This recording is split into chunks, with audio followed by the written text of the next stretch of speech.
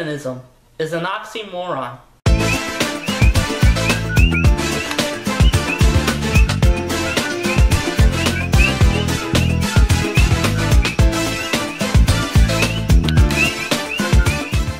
Hi, this is Marrero, here to expose the hypocrisy of Marxist-Leninism. There's one way to offend a communist apologist, and that is calling someone or a nation communist.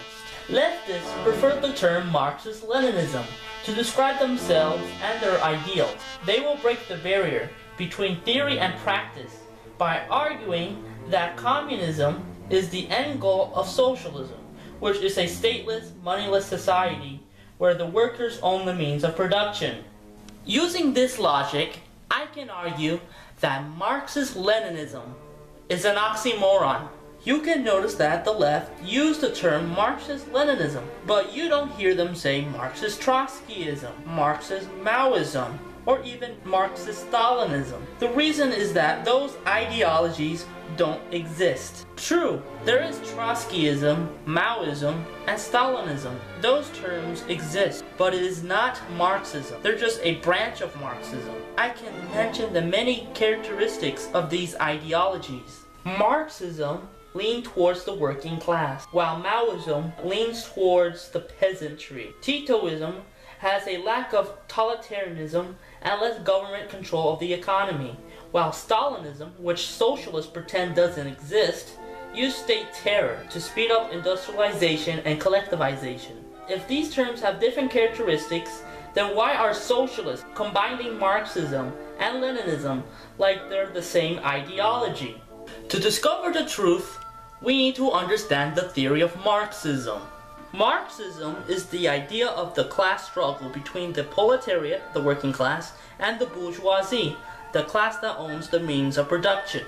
And when what Marx called the contradictions between these two classes become greater, the social revolution will occur, resulting to the overthrow of the bourgeoisie. There was a big flaw with this thesis, and would be discovered by the founder of revisionism, Edward Bernstein. He recognized that capitalism was evolving along the lines of becoming more and more inclusive to the working class.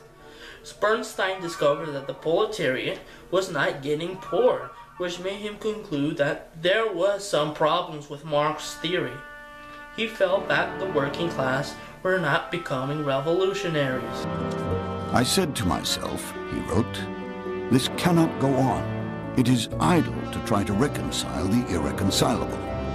What is necessary is to become clear just where Marx is right and where he is wrong. You might be wondering, what does Bernstein have to do with Vladimir Lenin?